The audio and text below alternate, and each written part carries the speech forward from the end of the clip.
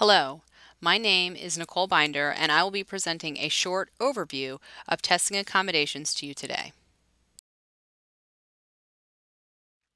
This testing season, the following state tests will be administered on the computer. For FSA, you have ELA reading at grades 4 through 10. You have ELA writing at grades 8 through 10.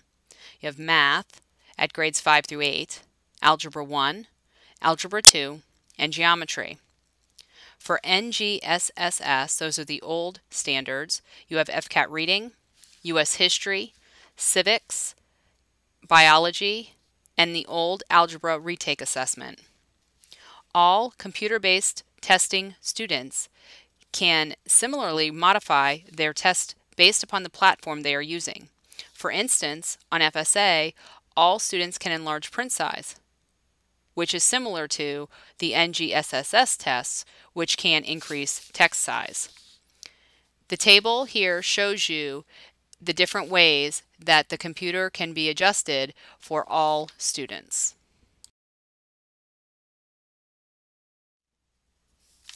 Students can qualify for allowable accommodations if they have a valid 504 or IEP plan. Any provided accommodation should also be used in the classroom for instruction. Accommodations are not to be provided only for testing. Students should be practicing with the accommodation so that they are comfortable and ready on test day. At no time should an accommodation be given to a student or provided simply because it will help a student do better. An accommodation should be provided to level the playing field. The allowable accommodated forms of the state tests are found on this table. To receive any of these accommodated forms, your student must have an IEP or a 504 plan. Following are the commonly used accommodations. Included on the table are general descriptions. Please note, this is a guide and is not the only way to use the accommodation. Also, there are more accommodations than this which are allowable. These are just the most common. The first one listed is one-on-one, and that is with one student and one test administrator. Then we also have assisted devices. These are tools used to help a student complete their assessment. Dictation. Dictation is not as common as it used to be, and teachers are typically teaching their students how to type. Extended time. As long as a student is actively working, they can continue. If a student continually stops and you have to refocus them, perhaps they are falling asleep or they're goofing around. Needless to say, if they do this several times, after the third time, mom or dad should be called to get involved with the situation. The student should also be alerted that the testing event will end if they continue to stop testing in this fashion. Frequent breaks is also an accommodation that's commonly seen, and this is also called chunking, where we take the test in pieces of time and given breaks throughout the day. But again, remember that any part of a test needs to be completed in one school day. Text masking is also helpful for our students, and it's also something that we see often. Small group is an accommodation that is provided. However, we will never tell you what a small group number is. Please remember also that if this is not something that's used in a typical day, it should not be used as a testing accommodation either. Oral presentation. I will go over this in detail in the coming slides.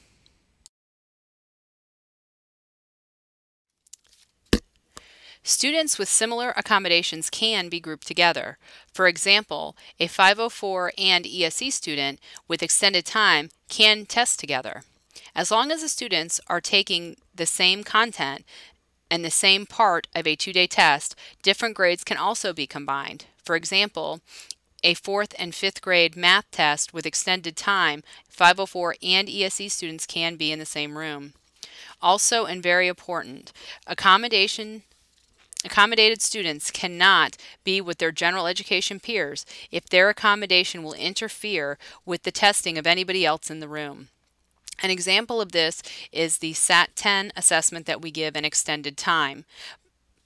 By keeping kids in the room waiting for others, The other students may lose focus and not answer their items correctly, and therefore the results will not be a valid or reliable measure of the other student's ability. Also, another example would be read aloud.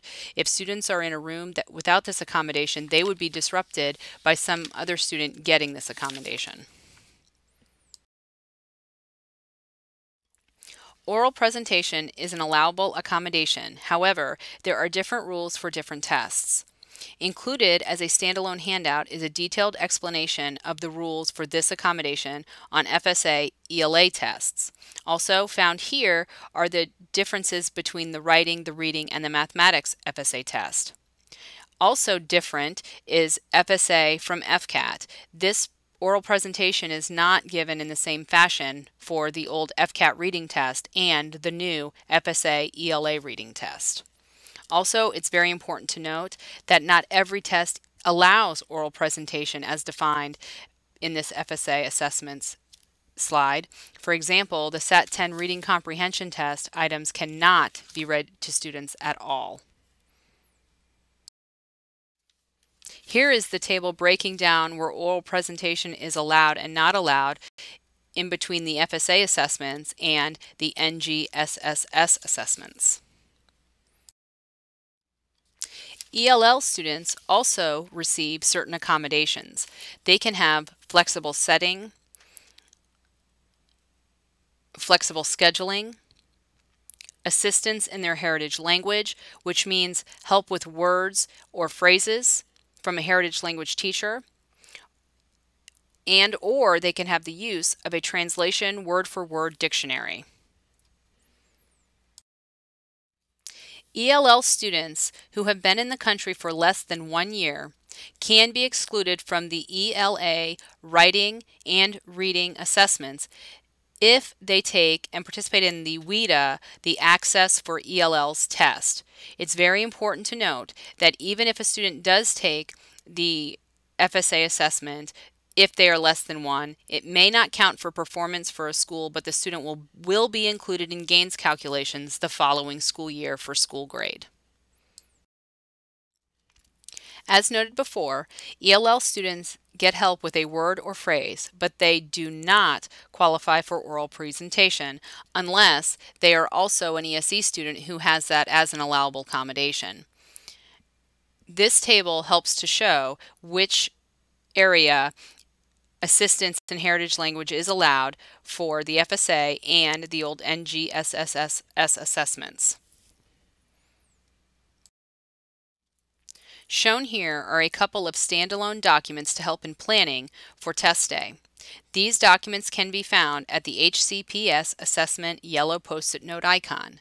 Again, these documents are not meant, you don't have to use them, and they're not end-all be-alls about information regarding accommodations. However, they can be used as a guide in help in planning. The documents and this PowerPoint can be found on the HCPS assessment icon. To locate this icon, log into Ideas. On your desktop, go to Departments.